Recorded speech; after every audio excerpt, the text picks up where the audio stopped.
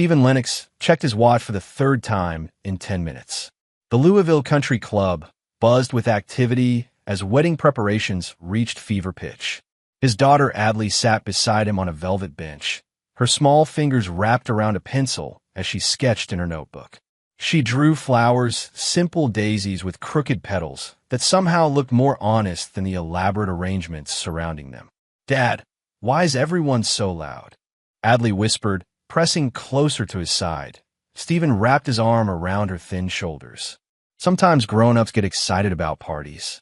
It doesn't sound like happy excited." She was right. The voices carried sharp edges, Callie's shrill demands echoing from the bridal suite, Rena's clipped responses as she tried to manage the chaos. Stephen had learned to read the temperature of rooms like this. 30 years of business meetings had taught him that when people spoke in tight, controlled tones, trouble was brewing. "Stephen." Rena appeared at his elbow, her blonde hair pulled back so tightly it stretched the skin around her eyes. "I need you to handle the photographer. He's asking about overtime rates." He stood, smoothing down his black suit jacket. "What overtime? The ceremony doesn't start for 3 hours. Callie wants extra shots of the dress." The seamstress made some last-minute adjustments. Rena's voice carried that particular strain he'd come to recognize, the sound of someone trying to hold multiple balls in the air while standing on shifting ground. From the bridal suite came a crash, followed by Callie's voice. "No, no, no. This cannot be happening." Rena's face went pale. "I have to go." She hurried away, her shoes tapping against the marble floor. Stephen looked down at Adley, who had stopped drawing. Her dark eyes, so much like her mother's, watched the chaos with careful attention. "Can we go outside?" she asked. "In a few minutes, sweetheart." The country club's main hall stretched before them, decorated in white and gold with enough flowers to stock a greenhouse. Stephen counted the cost in his head, easily $20,000, probably more. Callie had spared no expense for her perfect day. Maverick came running around a corner, his small tuxedo already wrinkled despite the early hour. At 5, Stephen's nephew possessed the energy of a small tornado and half the attention span. "Uncle Stephen, Aunt Callie is crying and throwing things." "What kind of things?" "Shoes and a hairbrush. And she said a bad word that Mommy told me never to say." Stephen glanced toward the bridal suite, where voices rose and fell like storm waves. Through the partially open door, he caught glimpses of white fabric and quick movements. "Maverick, come here." Stephen pulled his nephew aside. "What exactly did you hear?" Aunt Callie was talking to someone on the phone. She kept saying damaged and reputation, and then she started crying. Maverick picked at a loose thread on his jacket. Then Aunt Rena went in there, and they got really quiet. The scary kind of quiet. Stephen knew that quiet. It was the same silence that filled boardrooms right before someone got fired. "Dad!" Adley tugged on his sleeve. "Is Aunt Callie okay?" Before Stephen could answer, Rena reappeared. Her carefully applied makeup couldn't hide the tension around her mouth. "Stephen, I need to talk to you. Privately." She led him to a corner near the gift table, speaking in low tones. "There's been a problem with Callie's dress. A tear in the seam.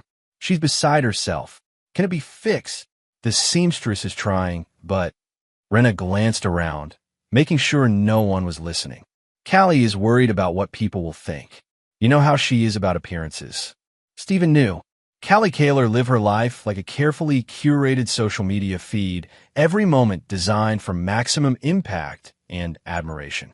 A damaged wedding dress would be, in her world, a catastrophe. What does she want to do about it? Rena's hesitation lasted only a second, but Stephen caught it. "She's working on a solution. Don't worry about it." That phrase, "don't worry about it," had never once in Stephen's experience meant he actually shouldn't worry. Usually, it meant the opposite. The sun was setting outside the country club's windows when Stephen finally found a moment alone with Adley. She had been quiet all afternoon, more so than usual, watching the wedding preparations with the careful attention she usually reserved for her drawings. "You hungry?" he asked, settling beside her in the club's small library, the only quiet room they could find. She shook her head. The loud lady said, "I wasn't supposed to eat anything that might stain my dress." Stephen frowned. "What loud lady?" "Aunt Callie." She said little girls who make messes don't belong at weddings. Heat crept up Stephen's neck. When did she say that? When you were talking to the photographer man. Adley opened her notebook to a fresh page. Can I draw instead of watching the party? Of course. Stephen pulled out his phone to check work emails, trying to push down his irritation. Callie's behavior toward Adley had been getting worse over the past few months. Small comments, pointed looks, the kind of casual cruelty that people often dismissed as harmless. But Stephen had been on the receiving end of enough workplace politics to recognize deliberate exclusion when he saw it. The library door opened and Maverick slipped inside, glancing over his shoulder like he was being followed. Uncle Stephen, can I tell you a secret? What kind of secret? Maverick climbed onto the chair beside him, lowering his voice to a whisper. I heard Aunt Callie and Aunt Rena talking about Adley. Stephen set down his phone. What about Adley? They were in the bride room, and I was looking for my tie because Mommy said I lost it. The door was open a little bit. Maverick's small face scrunched in concentration as he tried to remember. Aunt Callie said something about the kid and how nobody would blame her. Blame her for what? I don't know. But Aunt Rena said it was a good idea and that quiet kids make the best. Maverick paused, struggling with the word. Scapegoats? What's a scapegoat? Stephen's blood went cold. Are you sure that's what they said? Pretty sure. Oh, and Aunt Callie kept saying my reputation over and over. Maverick slid down from the chair. I have to go find Mommy now. She's looking for me.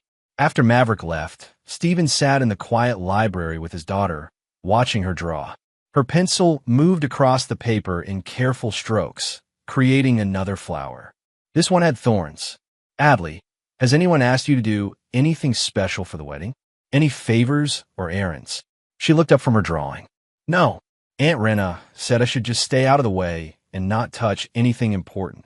The pieces of a picture were forming in Stephen's mind, but he hoped he was wrong. Surely his wife wouldn't participate in something that could hurt Adley. Surely Callie, for all her faults, wouldn't deliberately frame an 8-year-old child. But as he sat there in the gathering darkness, listening to the sounds of preparation from the main hall, Stephen couldn't shake the feeling that tomorrow's wedding would be anything but a celebration. The morning of Callie's wedding dawned gray and humid, with clouds that threatened rain but never quite delivered. Stephen stood in the country club's main hall, adjusting his tie and watching the final preparations. White roses filled every corner, their heavy perfume mixing with the scent of furniture polish and nervous perspiration.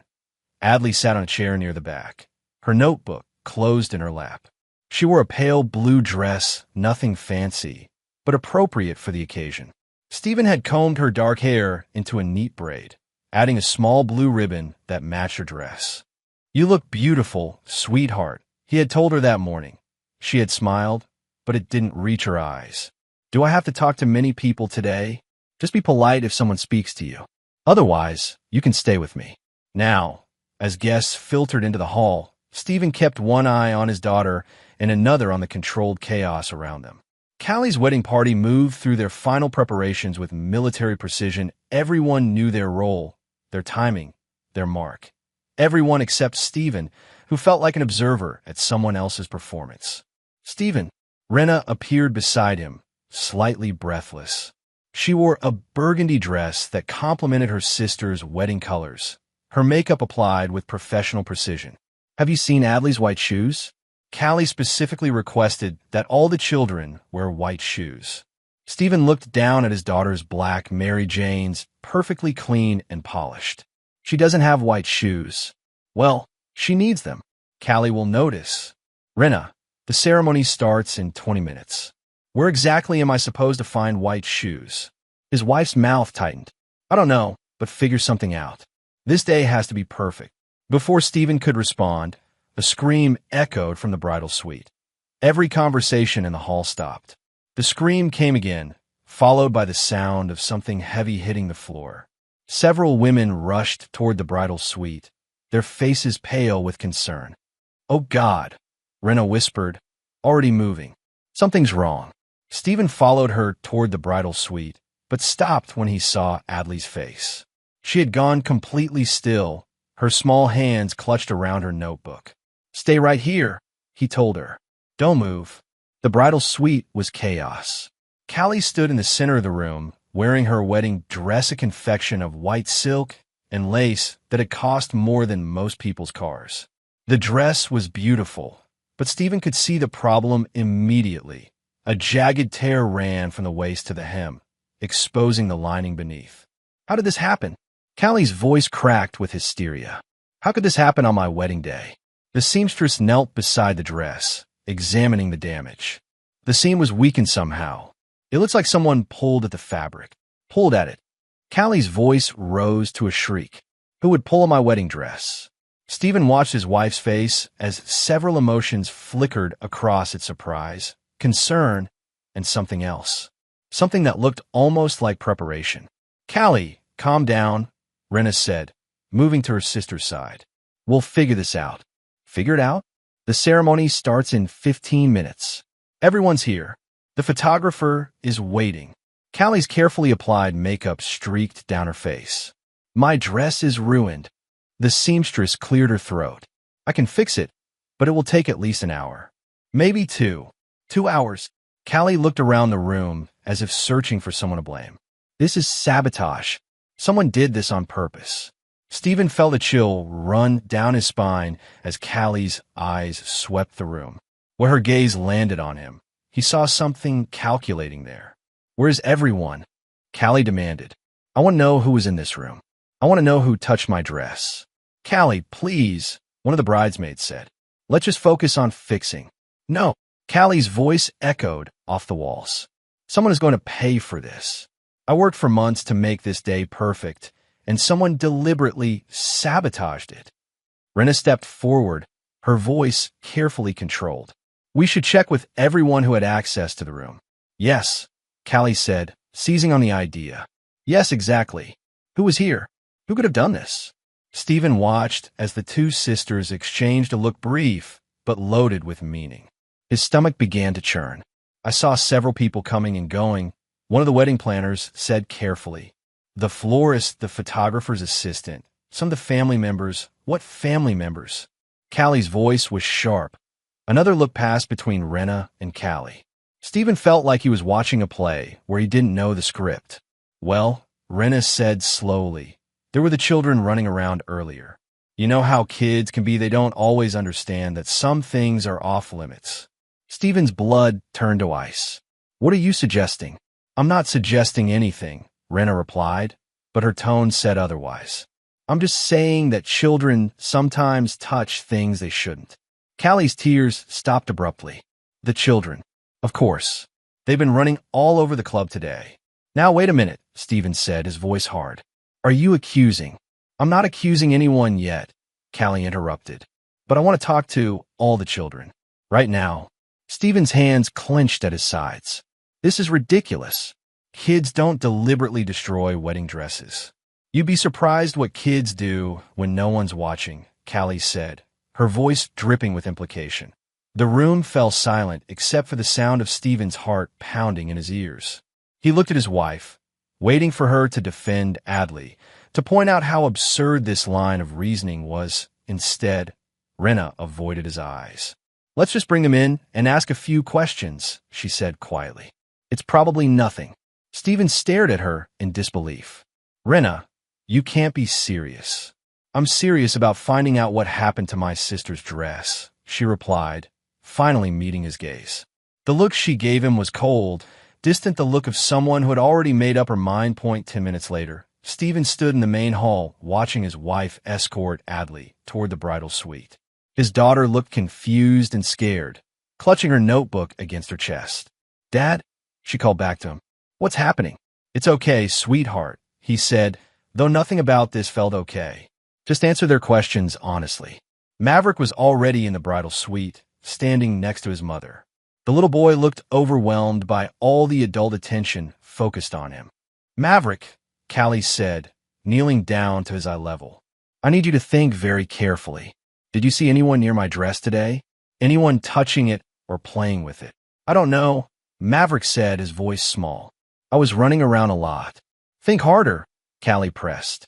This is very important. Stephen watched from the doorway as his nephew's face scrunched in concentration. The adults around him waited with barely concealed impatience. I saw Adley go into a room, Maverick said finally. But I don't know if it was this room. Stephen's heart stopped. Maverick, when did you see this? Callie interrupted, her voice sharp with interest. Maverick looked around the room, clearly uncomfortable with all the attention. This morning? She was carrying her notebook. Every eye in the room turned to Adley, who had gone very pale. Adley, Callie said, her voice taking on a false sweetness. Did you come into my dressing room today? Adley's voice was barely a whisper. I was looking for the bathroom. And did you touch anything while you were here? No, Adley said, shaking her head emphatically. I didn't touch anything. I just looked around and left. Are you sure? Callie's voice hardened. Because someone touched my dress. Someone pulled at it hard enough to tear it. I didn't touch your dress, Adley said, tears starting to form in her eyes. I promise I didn't. Stephen started forward, but Rinna stepped into his path. Let Callie handle this, she said quietly. Handle what? She's interrogating an 8-year-old child about something she obviously didn't do. How do you know she didn't do it? Rinna's question hit him like a physical blow. Stephen stared at his wife in shock. Because she's my daughter, and I know her. She wouldn't deliberately damage someone's property. Kids make mistakes, Rinna said. Sometimes they don't mean to cause damage, but accidents happen. This wasn't an accident, Stephen said through clenched teeth. You heard the seamstress. Someone pulled at the fabric deliberately. In the bridal suite, Callie was still questioning Adley, her voice getting louder and more aggressive with each denial. I think you're lying, Callie said finally. I think you came in here and you touched my dress and you damaged it. I didn't, Adley cried, tears now streaming down her face. I didn't touch anything. Then how do you explain the tear? Callie demanded. How do you explain that my dress was fine before you came in here and ruined after? Stephen pushed past his wife. That's enough. But before he could reach his daughter, Rinna stepped forward. Adley, she said, her voice carrying the authority of a parent. Did you or did you not touch Callie's dress? I didn't. Adley sobbed. I didn't touch it, I promise. Stop lying. Callie screamed. You ruined my wedding day. And then, before Stephen could react, before anyone could intervene, Rinna drew back her hand and slapped Adley across the face. The sound echoed through the room like a gunshot. Adley stumbled backward, her small hand pressed to her cheek, her eyes wide with shock and pain. Why would you do this? Rinna's voice was harsh, unforgiving. Why would you ruin her day? The room was completely silent except for Adley's quiet sobs. Every person present stared in shock at what had just happened. Stephen felt something break inside his chest. He looked at his wife, the woman he had married, the woman he had trusted to help raise his daughter, and saw a stranger. I didn't do anything, Adley whispered, her voice broken. I didn't touch the dress. Aunt Callie told the lady to say it was the kid. The voice was so quiet that at first Stephen thought he had imagined it. But then Maverick spoke again, louder this time. Aunt Callie told Jolene to say it was the kid. I heard her. The room erupted. Callie spun around to face her nephew, her face white with rage. What did you say? Yesterday, Maverick said, his small voice steady despite the chaos around him. You were on the phone with Jolene. You said to say it was the kid because nobody would blame her. Stephen felt the world tilt on its axis. He looked at his wife, at Callie, at the circle of adults who had just participated in the destruction of his daughter's innocence. Without a word, he walked to Adley and knelt beside her. Her cheek was red where Rinna had struck her, her eyes swollen with tears. Come on, sweetheart, he said quietly, gathering her into his arms. We're leaving. Stephen, wait, Rinna called after him. Let me explain. He turned to face her, his daughter clutched protectively against his chest. When he spoke, his voice was so quiet that everyone had to strain to hear it. There is nothing you could say that would excuse what just happened here. He carried Adley out of the bridal suite, past the shocked wedding guests, through the main hall with its white roses and golden ribbons. He didn't stop until they reached his car in the parking lot. Only then did he set his daughter down and look in her tear-stained face. I'm sorry, he said, his voice rough with emotion. I'm so sorry I didn't protect you. Adley threw her arms around his neck and held on tight. I didn't touch her dress, Dad. I promise I didn't. I know, sweetheart, he whispered in her hair. I know you didn't. As they drove away from the country club, Stephen made a decision that would change everything. He was done being understanding, done making excuses, done putting his wife's family before his daughter's well-being. The perfect wedding was over before it had begun. But for Stephen and Adley, something else was just beginning. Stephen stood in his study at 3 o'clock in the morning, staring at his laptop screen. The words Kentucky divorce laws glowed in the search bar, followed by dozens of open tabs about child custody, marital property, and grounds for dissolution of marriage. Adley was finally asleep in her room down the hall. It had taken 2 hours of sitting beside her bed, reading stories, and answering her quiet questions about why Aunt Rena had hit her, why Aunt Callie had screamed at her, why grown-ups sometimes did mean things to children. Stephen hadn't had good answers for any of it. The front door opened downstairs, followed by the sound of Rena's heels on the hardwood floor. She had stayed at the country club to help salvage what remained of Callie's wedding. The ceremony had eventually proceeded, 2 hours late, with Callie wearing a hastily altered backup dress. Stephen had learned this from a text message sent by one of Rena's friends, along with several photos of the beautiful ceremony. He closed the laptop and walked downstairs to meet his wife. Rena stood in the kitchen, still wearing her burgundy dress, her makeup smudged with exhaustion and stress. She looked up when Stephen entered, her expression somewhere between defiant and apologetic. "How is Adley?" she asked. "How do you think she is?" Stephen kept his voice level controlled.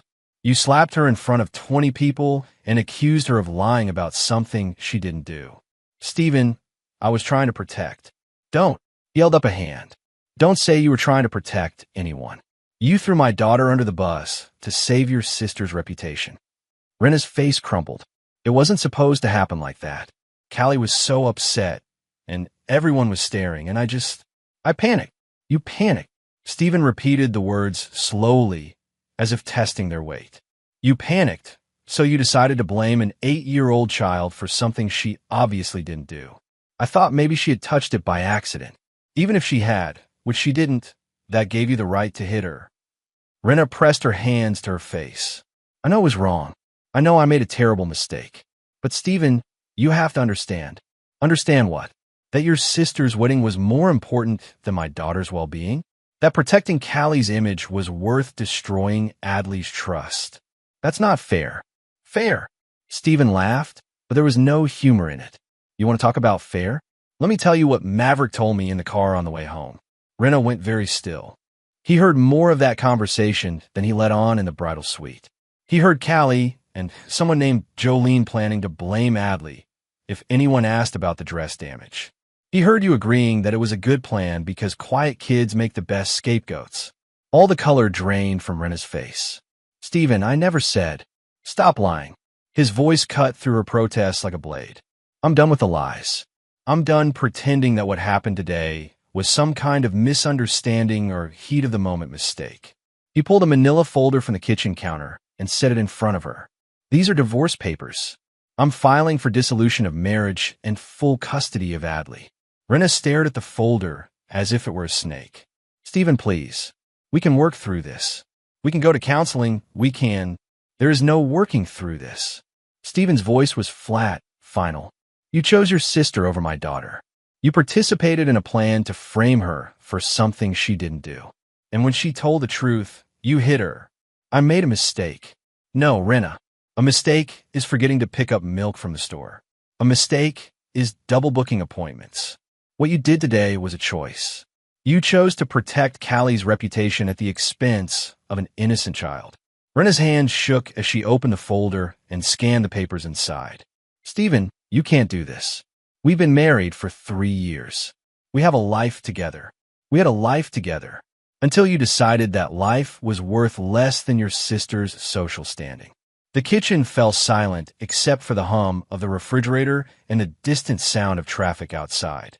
Rena stared at the divorce papers while Stephen watched her face cycle through emotions: shock, anger, desperation. "What about everything we've built together?" she asked finally.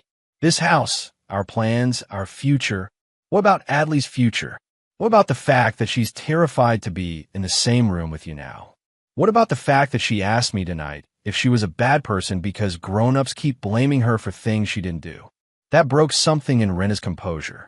She started crying, not the careful tears she had shed at the wedding, but deep, ugly sobs that shook her whole body. I never meant to hurt her, she said between gasps. I love her, Stephen. She's like my own daughter. No, Stephen said quietly. If she were like your own daughter, you would have protected her. You would have stood up for her. You would have put her safety and well-being above everything else. He picked up his keys from the counter. I'm taking Adley to my brother's house for the weekend. When we come back on Sunday, I want you gone. Gone? Stephen, this is my home too. This is Adley's home, and she shouldn't have to live with someone who would hurt her to protect their own interests. He paused at the kitchen door. The papers give you 30 days to find somewhere else to stay. After that, if you're still here, I'll have you removed. You can't do this, Rena called after him. You can't just throw away our marriage because of one mistake. Stephen stopped without turning around. Watch me. 3 weeks later, Stephen sat across from James Corey, the private investigator he had hired to look into the wedding incident. Corey was a former police detective with 20 years of experience in fraud cases, exactly the kind of methodical, detail-oriented professional Stephen needed. Tell me what you found, Stephen said, sliding a cup of coffee across the table of the small cafe where they were meeting. Corey opened a thick file folder. Your instincts were right. This wasn't a spontaneous accusation, it was a planned setup. Stephen felt a grim satisfaction. He had suspected as much, but having it confirmed by a professional investigator made it real. Walk me through it. First, the dress damage. Corey pulled out a series of photographs. I spoke with Maria Santos, the seamstress who worked on the dress. She's been doing wedding alterations for 15 years, and she was very clear about the nature of the tear. Stephen studied the photos. The jagged rip in the silk looked deliberate, violent. According to Santos, this kind of damage doesn't happen by accident. Someone would have had to grab the fabric and pull hard enough to tear through multiple layers of silk and lining. Could a child have done it? Physically? Maybe if they really tried. But Santos said something interesting. The tear was at exactly the right height for an adult woman to have caused it. If a child Adley's size had pulled at the dress, the damage would have been lower. Corey flipped to another page. Then there's the timeline. I spoke with several people who were at the country club that morning. According to the florist, Callie discovered the damage around 8 a.m., a full hour before Adley even arrived at the venue. Stephen's jaw tightened. So she knew the dress was damaged before she accused my daughter. It gets worse. I tracked down Jolene Morrison. She's the wedding planner's assistant. Took some convincing, but she finally admitted that Callie called her the night before the wedding. What did they discuss? Damage control strategy. Apparently, Callie was worried that someone would notice the dress had been altered. She'd had it taken in significantly because she'd lost weight before the wedding. The seamstress had warned her that the alterations might weaken some of the seams. Stephen felt his anger building, carefully controlled, but burning hot. So she knew there was a risk the dress might tear. More than that, according to Morrison, Callie was paranoid about looking foolish if something went wrong. She asked Morrison what they should do if the dress got damaged during the ceremony. And Morrison suggested blaming Adley. No, that was all Callie. Morrison says Callie specifically mentioned the quiet kid and how no one would question it if they said she had been touching things she shouldn't touch. Corey pulled out a transcript. I recorded my conversation with Morrison. She was reluctant to talk at first, but when I explained that an 8-year-old child had been physically assaulted based on false accusations, she became more cooperative. Stephen read through the transcript, his disgust growing with each line. The conversation revealed a level of calculation and cruelty that went far beyond what he had imagined. There's more, Corey continued. I looked into Callie's finances. She's in significant debt, credit cards, personal loans, even money borrowed from friends. The wedding cost over $40,000, money she didn't have. What does that have to do with Adley? Insurance. Callie took out an event insurance policy that would have covered the cost of the wedding if it was canceled due to malicious damage. If she could prove that someone had deliberately sabotaged her dress, she could have filed a claim. Stephen stared at the investigator. Are you saying she deliberately damaged her own dress? I can't prove that, but the evidence suggests she was looking for someone to blame regardless of what happened. Your daughter was just convenient. Corey closed the file. There's something else you should know. I spoke with several other family members who were at the wedding. Apparently, this isn't the first time Callie has falsely accused someone of something to avoid taking responsibility for her own problems. What do you mean? 2 years ago, she accused a neighbor's teenage son of keying her car. Turns out she had backed into a concrete post in a parking garage and was too embarrassed to admit it. Last year, she claimed someone had hacked her social media accounts and posted embarrassing photos. Investigation showed she had posted them herself while drunk and then panicked when her employer saw them. Stephen absorbed this information, filing it away with everything else he had learned about his wife's family over the past few weeks. What about Rena's involvement? That's harder to prove, but I have enough witness statements to show she was aware of Callie's plan before the wedding. Several people heard them discussing damage control strategies the night before. Corey leaned forward. Mr. Lennox, I've been doing this for a long time, and I've seen a lot of people blame children for adult problems. But this case is particularly disturbing because of the level of premeditation involved. Stephen nodded. What do you recommend? Document everything. Keep all the evidence I've gathered. And if I were you, I'd seriously consider taking legal action, not just the divorce, but civil charges for defamation and intentional infliction of emotional distress. Against Callie, against both of them. Your wife was a willing participant in this scheme, and she was the one who actually struck your daughter. Stephen paid for the investigator's services and drove home with a thick folder of evidence. The house felt different without Rena's presence, quieter, but also more peaceful. Adley seemed to be sleeping better, eating more, spending less time looking over her shoulder as if waiting for the next accusation. That evening, he found his daughter in her room, working on a new drawing. This one showed a house with smoke coming from the chimney and flowers in the garden. A small girl and a tall man stood in front of the house, both of them smiling. That's a nice picture, Stephen said, sitting on the edge of her bed. It's our new house, Adley said without looking up. The one where nobody yells. Stephen's throat tightened. Do you like our house now? It's better without Aunt Rena here. She always looked at me like I was going to break something. Out of the mouths of babes.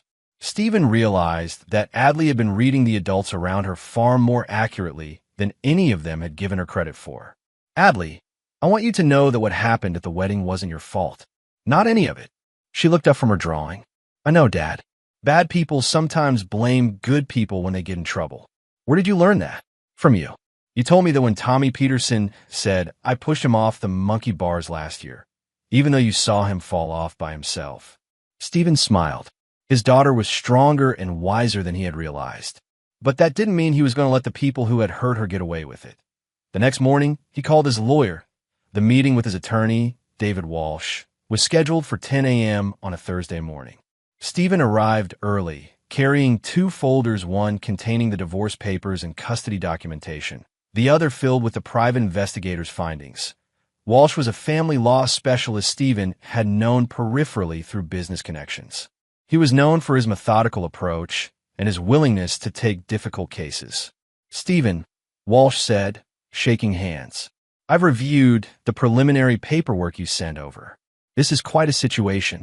They settled into Walsh's office, a space lined with law books and family photos. Walsh opened his own file and reviewed the notes he had made. Let's start with the custody issue. Based on what you've told me and the evidence you've gathered, I don't think there will be any problem securing full custody of Adley. The incident at the wedding, combined with the investigators' findings about premeditation, creates a clear pattern of emotional abuse. What about the divorce itself? Kentucky is a no-fault divorce state, so we don't need to prove wrongdoing to dissolve the marriage. However, the evidence of your wife's behavior could impact the property settlement. Walsh flipped through the investigator's report. This is quite thorough. Have you considered pursuing criminal charges? Against Rena or Callie? Both. Assault against a minor is a serious charge, and there's a strong case for conspiracy to commit fraud if Callie was planning to file an insurance claim. Stephen considered this. The idea of sending his wife to jail didn't give him any satisfaction, but the thought of Adley's red cheek and tear-stained face hardened his resolve. What would that involve?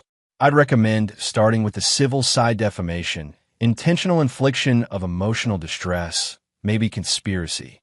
If we can build a strong civil case, the criminal charges often follow naturally. They spent the next hour going through the evidence, organizing it into a coherent narrative that clearly showed the deliberate nature of what had happened to Adley. There's one more thing I'd recommend, Walsh said as they concluded the meeting. Have you considered making this public? Stephen frowned. Public how? The story has all the elements that local media loves: a wealthy family, a ruined wedding, false accusations against a child. If we control the narrative from the beginning, it prevents Callie and Rena from spinning this as some kind of misunderstanding. I don't want Adley's name in the newspapers. We can keep her identity protected while still getting the story out there. Trust me, once people hear about adults conspiring to frame an 8-year-old for insurance fraud, the court of public opinion will be very much on your side. Stephen thought about it. The idea of exposing his private family drama felt wrong. But then he remembered Adley asking if she was a bad person. Maybe it was time for the real bad actors in this story to face some consequences. Do you know any journalists who might be interested? As it happens, I do. 2 days later, Stephen found himself sitting in a coffee shop across from Corinne Derry, an investigative journalist for the Louisville Courier-Journal. Derry was in her mid-40s with graying hair and the kind of sharp eyes that suggested she didn't miss much. David Walsh says you have an interesting story for me, she said, pulling out a digital recorder. Stephen had rehearsed this conversation in his head, but actually sitting across from a reporter made it feel real in a way that talking to lawyers and investigators hadn't. 3 weeks ago, my 8-year-old daughter was falsely accused of damaging a wedding dress at my sister-in-law's wedding. My wife slapped her in front of 20 people when she denied the accusation. Derry raised an eyebrow. That's certainly dramatic. What evidence do you have that the accusation was false? Stephen opened his folder and began walking through the timeline, the investigator's findings, the witness statements. Derry listened carefully, taking notes and asking pointed questions. So you're alleging that Callie Kaler deliberately planned to blame your daughter for damage she knew might occur to her wedding dress. The evidence strongly suggests that yes. And your wife participated in this plan? According to multiple witnesses, she was aware of it in advance and actively participated in carrying it out. Derry reviewed her notes. This is quite an accusation. Have you given Callie or Rena a chance to respond? I'm not interested in their excuses. I'm interested in making sure this doesn't happen to another child. What outcome are you looking for? Stephen had thought about this question for weeks. I want people to understand that actions have consequences, that you can't destroy a child's innocence to protect your own reputation and expect to get away with it. Are you seeking monetary damages? I'm seeking justice for my daughter. Derry spent another hour asking questions, verifying details, and reviewing the evidence Stephen had provided. Finally, she turned off her recorder. This is a strong story, she said. I'll need to do some independent verification, speak with some of the witnesses myself, but assuming everything checks out, I think we can run this. How soon? Next Sunday's edition. Front page of the lifestyle section. 3 days later, Stephen was having breakfast with Adley when his phone started ringing. The first call was from Walsh, the second from his brother, the third from a number he didn't recognize. Dad, your phone is being really loud, Adley said, looking up from her cereal. Stephen turned off the ringer and opened his laptop. The Courier-Journal's website featured a prominent headline: Wedding Day Deception. Local family accused of framing child for insurance fraud. The article was thorough and devastating. Derry had done her homework, interviewing multiple witnesses, verifying the investigator's findings, and even speaking with the seamstress who had worked on the dress. The story painted a clear picture of calculated deception and adult cruelty toward a child.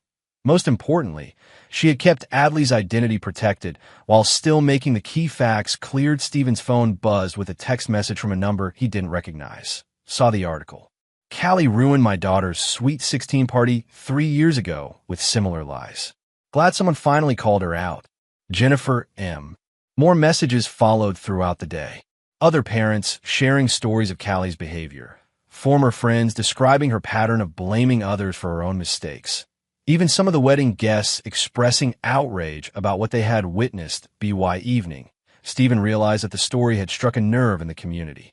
Parents were particularly incensed by the idea of adults conspiring to frame a child, and many were sharing their own experiences with similar situations. But the most important response came from Adley herself that night as Stephen was tucking her into bed. "Dad, Tommy Peterson's mom called today.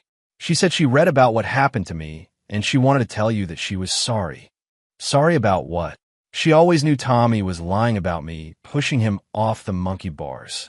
She said she should have stood up for me back then, and she's proud of you for standing up for me now." Stephen felt something ease in his chest that he hadn't even realized was tight. "How does that make you feel?"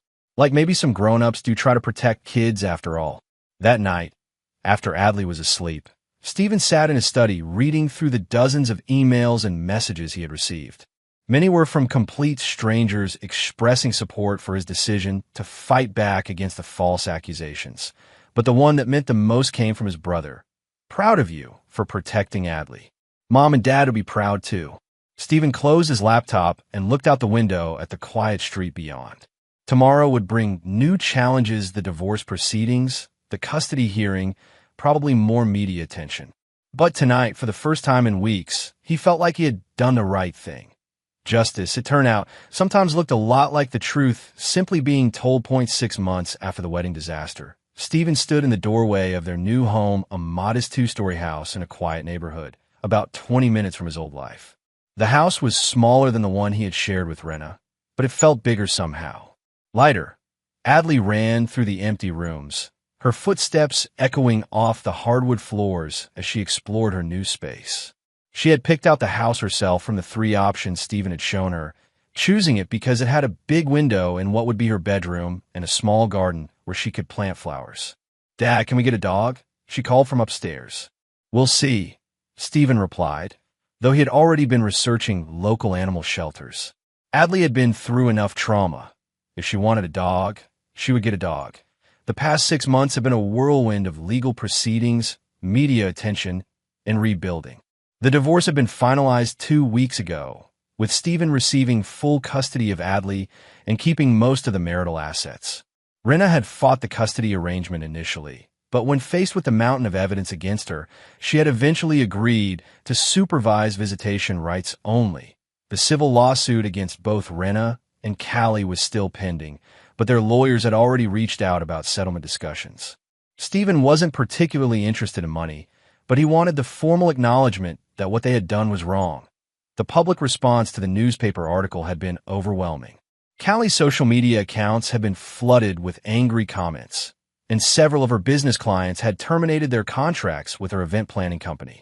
Nolan, her new husband, had filed for an annulment within 2 weeks of the article's publication, claiming he had been deceived about his wife's character.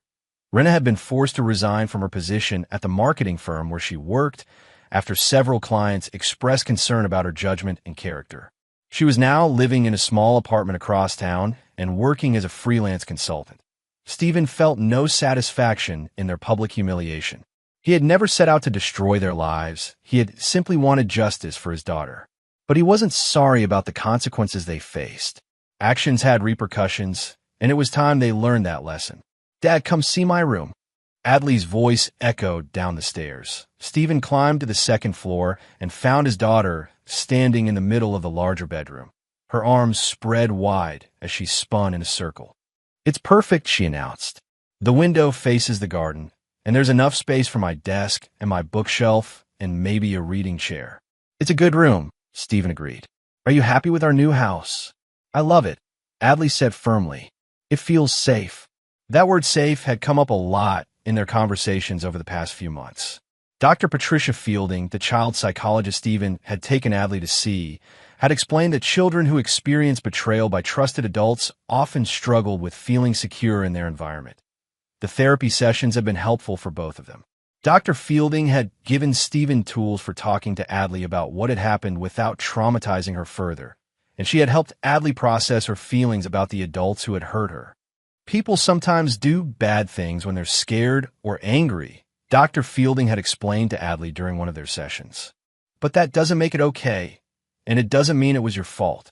Adley had listened carefully, asked thoughtful questions, and gradually started sleeping through the night again. She was more cautious around new adults now, but she wasn't withdrawn or fearful. If anything, the experience had made her more confident in her own judgment. "I can tell when grown-ups are lying now," she had told Stephen recently. "They get a look in their eyes like they're thinking about something else." Stephen had been both proud and heartbroken by that observation. No 8-year-old should have to develop those kinds of survival skills, but he was glad she had them. Now, standing in their new house, watching his daughter plan her room with the kind of excited energy she hadn't shown in months, Stephen felt something he hadn't experienced since before his first wife died. Hope. "Dad!" Adley's voice interrupted his thoughts. "Can we invite Uncle Mike and Aunt Susan for dinner when we get our furniture?" "Of course. What about Aunt Rena?" The question caught Stephen off guard, though he realized he should have expected it. Adley was still processing the complex emotions around losing someone who had been part of her daily life for 3 years, even someone who had ultimately hurt her. "Do you want to invite her?" Stephen asked carefully. Adley considered this seriously, sitting cross-legged on the floor and frowning in concentration. "I don't think so. She made me feel bad about myself, and Dr. Fielding says I don't have to spend time with people who make me feel bad." "That's right. You don't. But maybe someday, when I'm older, I might want to see her again, just to see if she learned how to be nicer." Stephen knelt down beside his daughter. "That will be your choice to make when you're ready. No one will pressure you either way." "Good," Adley said, satisfied with this arrangement.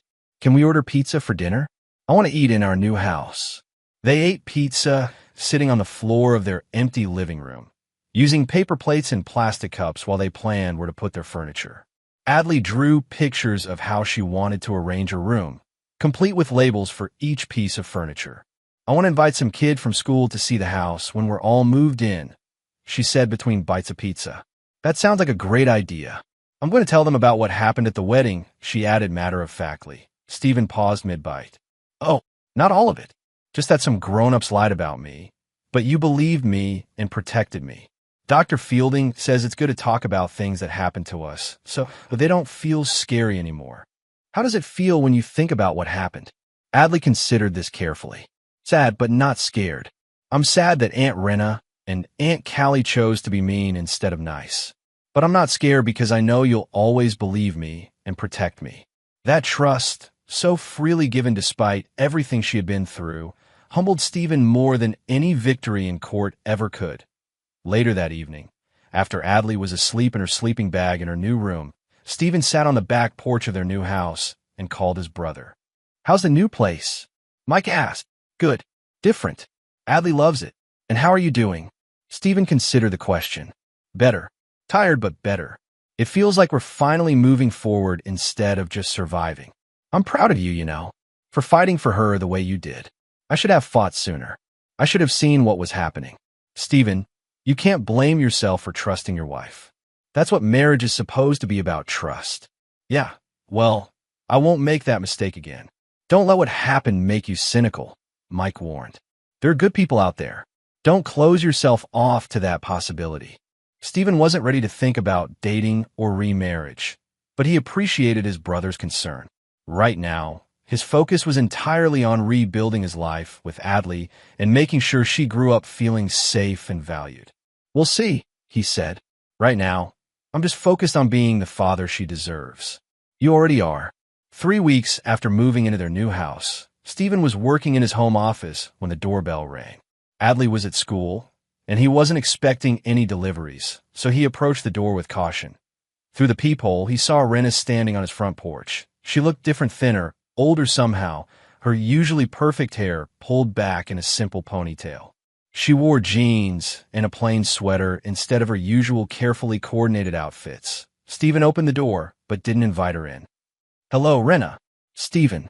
Her voice was quiet, uncertain. "I was hoping we could talk." "About what?" "About us. About what happened. About maybe finding a way to move forward." Stephen looked at his ex-wife, the woman he had once loved, the woman he had trusted to help raise his daughter, and felt nothing but exhaustion. "There's no us anymore, Rena. There's no moving forward. You made sure of that. I know I made mistakes." "Mistakes?" Stephen's voice sharpened. You participated in a plan to frame my daughter for something she didn't do. You slapped her when she told the truth. You chose your sister's reputation over an innocent child's well-being. Those weren't mistakes, they were choices. Rena's eyes filled with tears, but Stephen felt no sympathy for her distress. I was under so much pressure, she said. Callie was having a breakdown. Everyone was staring. I lost my head. You lost more than that. You lost your moral compass. You lost any claim to being a mother figure to Adley. And you lost me. Stephen, please. I've been going to therapy. I'm learning about why I made those choices, how to be better. Good for you. But that doesn't change what you did, and it doesn't entitle you to forgiveness. Stephen started to close the door, but Rena put her hand on it to stop him. What about Adley? Don't I deserve a chance to make things right with her? You had a chance to make things right with her. It was in that bridal suite when you could have stood up for her instead of participating in her humiliation. I was protecting my family. No, Stephen interrupted, his voice deadly quiet. You were protecting your social status. Your family was standing right there being accused of something she didn't do, and you threw her under the bus to save face. Rena stepped back as if he had slapped her. That's not fair. Fair? Let me tell you what's not fair. An 8-year-old girl asking me if she's a bad person because the adults in her life keep blaming her for things she didn't do. A child having nightmares about being hit for telling the truth. A daughter who had to learn not to trust the woman she called mom for 3 years. I never meant to hurt her. But you did. An intention doesn't matter when the result is a traumatized child. They stood in silence for a moment, the distance between them feeling like a chasm. So that's it, Rena asked finally. 3 years of marriage, and you're just going to throw it all away? I didn't throw anything away. You did. The moment you decided that Callie's wedding was more important than Adley's well-being. I've lost everything, Stephen. My job, my friends, my reputation. And whose fault is that? Rena's tears turned to anger. You destroyed my life. You could have handled this privately, but instead you went to the media and humiliated me publicly. Stephen felt his own anger rising, carefully controlled but burning hot. I went to the media because I wanted people to understand that there are consequences for destroying a child's innocence. You're humiliated? Good. Maybe next time you'll think twice before participating in cruelty toward children. You're unforgiving. You're cold and calculating, and you never really loved me. Don't. Stephen's voice cut through her accusations like a blade. Don't you dare try to rewrite history to make yourself a victim here. I loved you enough to trust you with my daughter's well-being. I loved you enough to believe you would protect her the way I would. And you betrayed that love in the most fundamental way possible. Stephen, no, we're done here. Don't come to my house again. Don't contact Adley. The court order gives you supervised visitation rights, but only if she wants to see you. And she doesn't. She's a child. She doesn't understand. She understands more than you think. She understands that you chose to hurt her to protect yourself. She understands that you can't be trusted. And she understands that she's better off without people in her life who would sacrifice her for their own convenience. Stephen stepped back into his house. Goodbye, Rena. I hope you figure out how to live with what you've done. He closed the door and locked it, then watched through the window as Rena stood on his porch for several minutes before finally walking away. That evening, when Adley came home from school, she immediately noticed something in his demeanor. What's wrong, Dad? Rena came by today.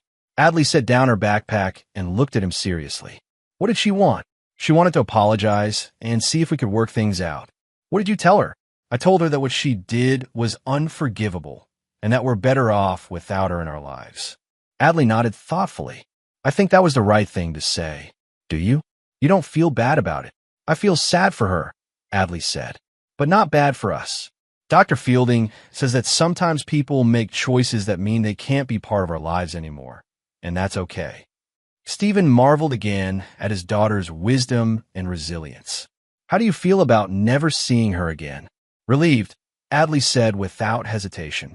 I don't like being around people who make me feel nervous about everything I do. Fair enough. That night, after Adley was asleep, Stephen sat in his study and reflected on the conversation with Rena. He felt no regret about refusing her attempts at reconciliation. Some betrayals were simply too fundamental to forgive, and what she had done to Adley fell into that category, that he wasn't a cruel man, but he was a protective father. And protecting his daughter meant keeping toxic people out of their lives. Even if those people had once been family. 1 year after the wedding incident, Stephen stood in the kitchen of their home making Saturday morning pancakes while Adley sat at the table working on homework.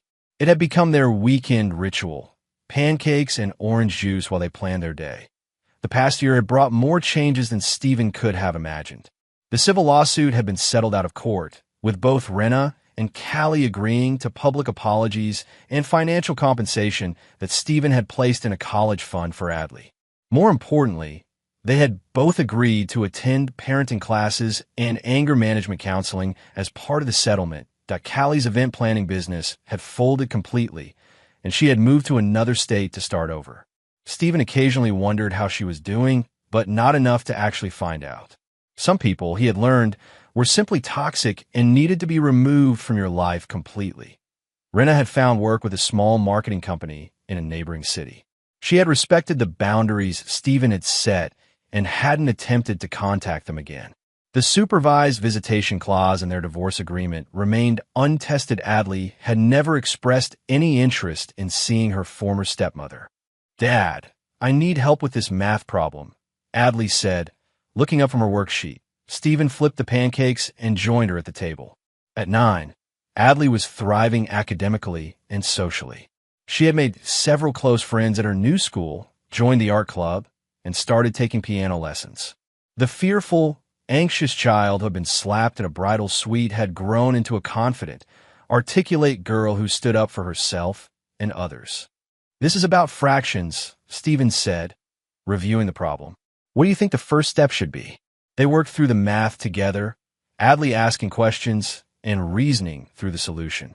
Stephen had always been impressed by his daughter's logical mind, but he was even more impressed by her emotional intelligence. Just last week, she had come home from school with a story about defending a classmate who was being teased by older kids.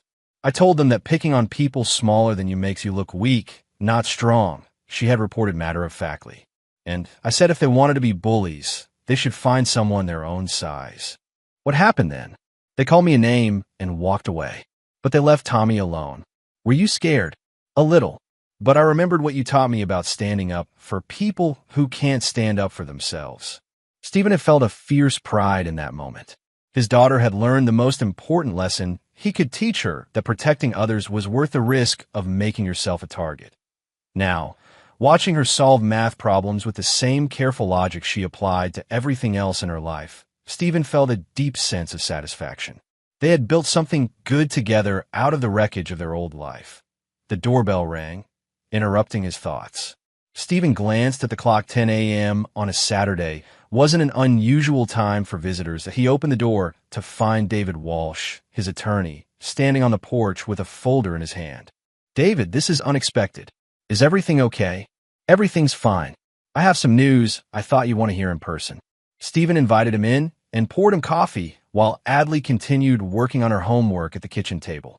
"What's the news?" Walsh opened his folder. "I got a call yesterday from the district attorney's office.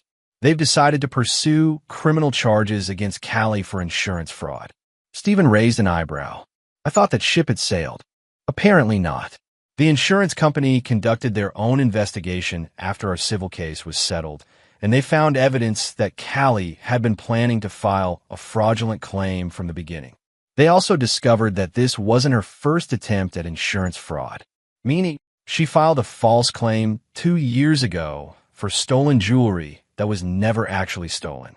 The insurance company paid out $12,000 before they discovered the jewelry in her safe deposit box. Stephen shook his head. The more he learned about Callie, the more he realized how lucky they were to be rid of her influence. "What does this mean for us?" "Nothing, practically speaking. You're not involved in the criminal case, you're just a witness. But I thought you'd want to know that there are finally going to be real consequences for what she did." Stephen considered this. A year ago, he would have felt satisfaction at the news of Callie facing criminal charges. Now, he mostly felt tired. Will this affect Adley in any way? Not unless you want it to. The prosecutor might ask for a victim impact statement, but that would be entirely up to you. Stephen looked at his daughter, who was focused on her homework, and seemingly oblivious to the adult conversation happening around her. She had moved on from the trauma of that day, built a new life, developed confidence and strength. Did she need to be dragged back into the legal system to satisfy justice? "I'll think about it," he said finally. After Walsh left, Stephen sat at the table with Adley and helped her finish her homework. When she was done, they took their usual Saturday walk through their neighborhood, past the small park where Adley liked to sketch and the community garden where they had planted tomatoes. "Dad," Adley said as they walked, "can I ask you something?" "Always.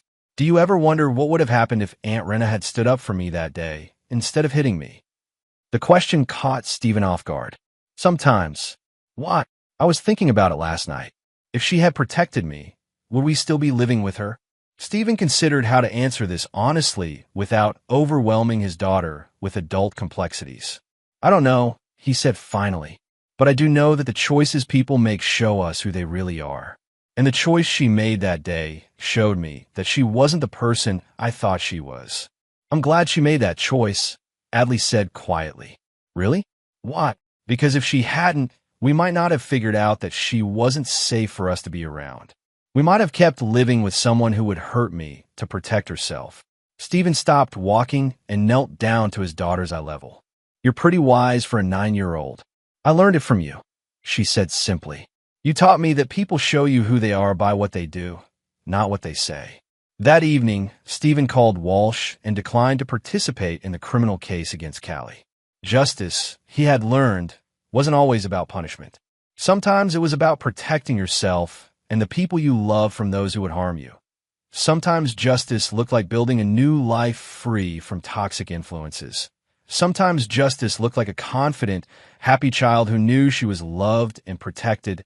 As Stephen tucked Adley into bed that night, she asked him one more question. "Dad, are you happy with the life we have now?" "Yes," he said without hesitation. "Are you?" "Very happy. I like that it's just us. I like that nobody yells or lies or makes me feel bad about myself. I like that too." "Dad, yes. I love you. I love you too, sweetheart. More than anything." Stephen turned off the light and closed Adley's door, then walked to his study where he kept a framed photo of his first wife, Adley's mother. He looked at the picture for a long moment, thinking about promises kept and responsibilities fulfilled. "I protected her," he said quietly to the photograph. "She's safe and happy and strong. I kept my promise." Outside, the spring evening was quiet and peaceful. In her room, Adley was already asleep, dreaming of the art project she was planning for school and the birthday party she was invited to next weekend. Stephen sat at his desk and opened his laptop to check emails, feeling something he hadn't experienced in years: complete peace with his choices. He had lost a marriage, a family connection, and a social circle, but he had gained something infinitely more valuable than knowledge that he had protected his daughter when she needed protection most. In the end, that was the only justice that mattered.